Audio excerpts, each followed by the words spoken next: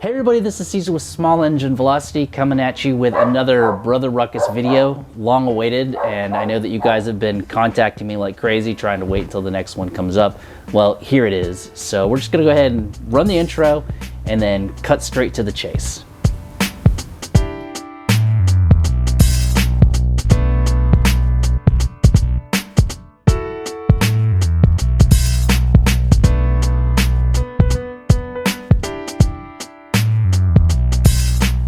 Hey guys, welcome back to our rear frame build, and I'm glad to say that after about 2 years of having this Ruckus and never actually being able to get on it, there might be a chance you're going to see that today.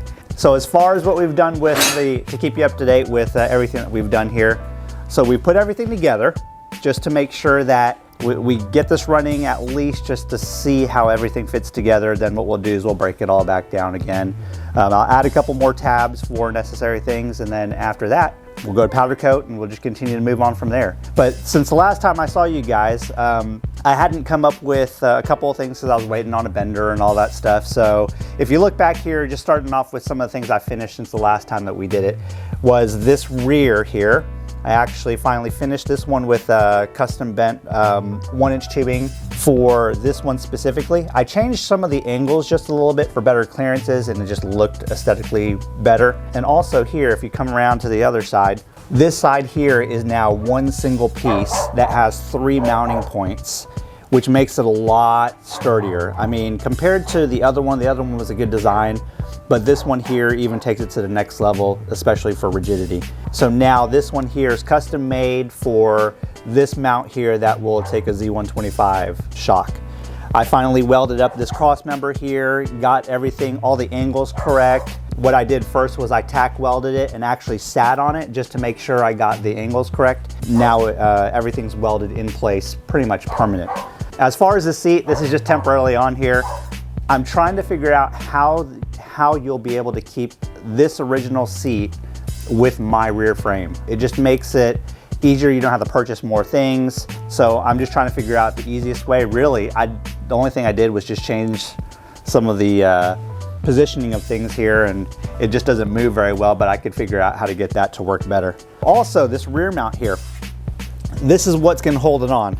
As you can see, I really worked hard on getting these welds here to make sure they're real nice and strong. So this is now mounted. I made sure that it was nice and straight.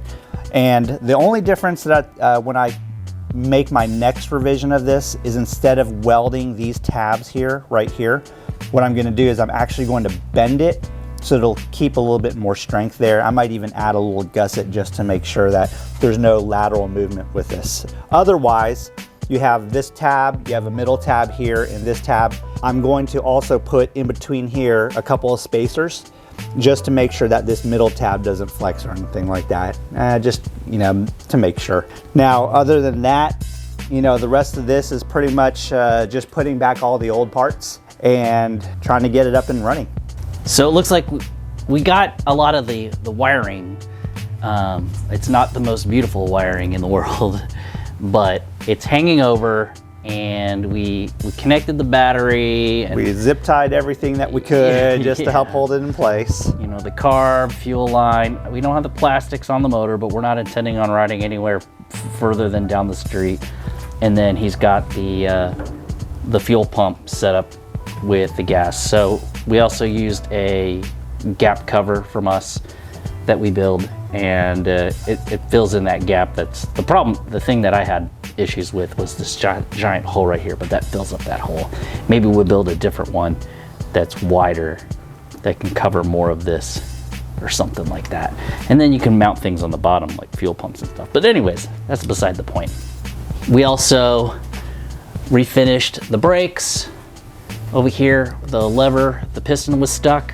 So one other cool thing that we did was on this NCY brake, we actually, if you can look right over here, I'll kind of point it out with the zip tie because we got plenty of them over here. This right over here, can you see it? Actually come from this side. Oh yeah. Those spacers here, typically these spacers here are out of aluminum. And of course, with heat over time, especially with pressure, these things could possibly compress, but I made this out of steel. So I was able to just do some measurements, make sure that everything lined up correctly, and we just bench ground it down to the exact size here. You should have seen before, it was just kind of hanging off there. Yeah, I don't even know if this has ever actually been mounted since they purchased it. It was hanging when he purchased it. And then we ground measured.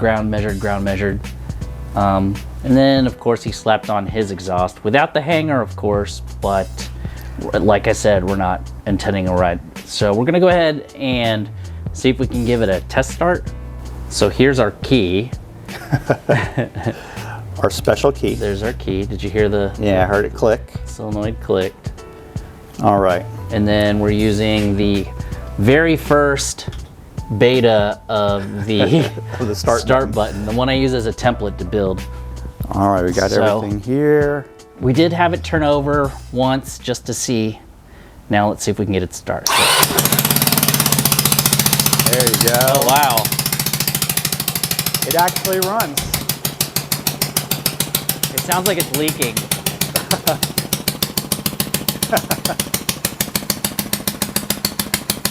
I don't have a gasket on that exhaust there. Oh yeah, there's a gap. But that's okay. That's good enough.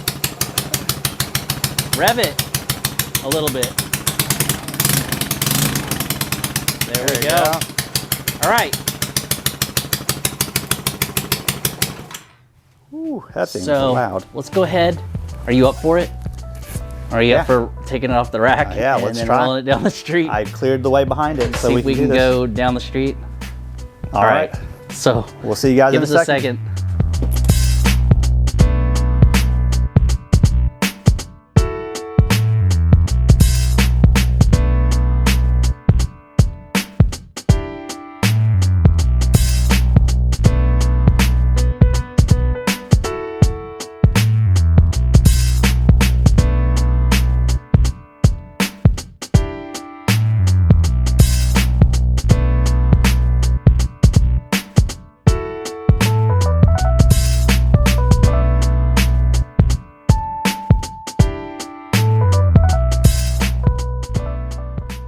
Before we actually try to start it, he wants to show some of the suspension and how the suspension works. So you've got a lot of play. Look at that. And then look at the motor. It doesn't ever go past horizontal. The motor is not dipping into the ground. Actually, let me get closer. And I'm about... Do it again. 175 pounds, and I'm trying to rock this thing. So 175 pounds, strays on straight. So, are you gonna try to start it? Yeah.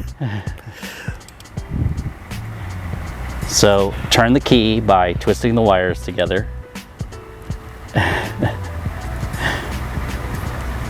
It's my my safety alarm here, so nobody can get my Ruckus. Oh, nope, you don't want that. Can you twist it up? There. Well, be careful with your, because you have to turn.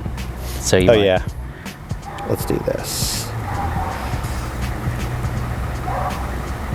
There you go. All right. All right.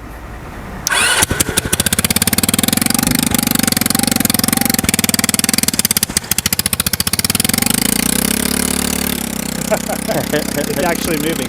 It's gonna move under its own power. Is the throttle stuck? Yeah. Turn your wrist back. Or is that the idle? It might be the idle. Yeah.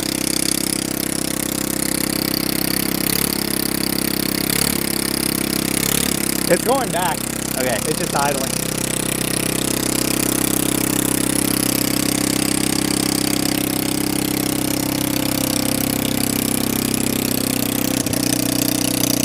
There you go.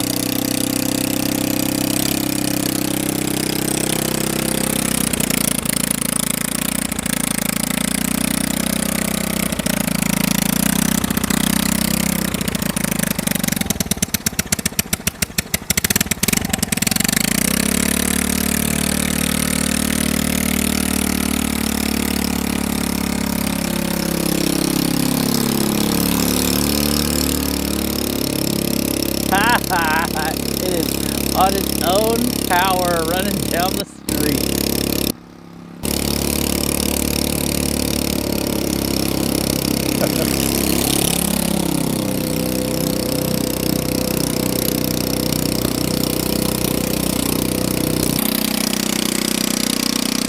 Yeah, that's the idle. That's the idle? Yeah. Do you want to try it? Yeah, let me try it. You have to hold the brake because it's just enough idle that it's going to go. Oh, there's no grip on this side. Oh, there's no foot pegs either.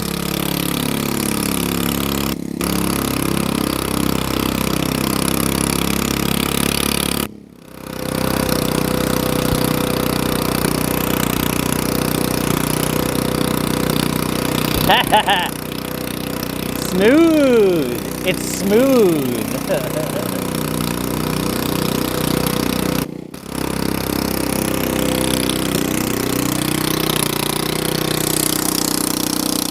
Go. All right, so that was the first run of the super comfy frame. I don't think this will have any kind of weird wobbling but you know, I feel more comfortable on this. Anyways, here it is. We're gonna go ahead and clean it up a little bit more, take it apart, powder coat it, and get everything all nice and ready so that he can be also ready for spring, so we can ride together to some car shows and stuff like that. But anyways, thanks everybody for watching and waiting for this video to come out, and we'll see you in the next video.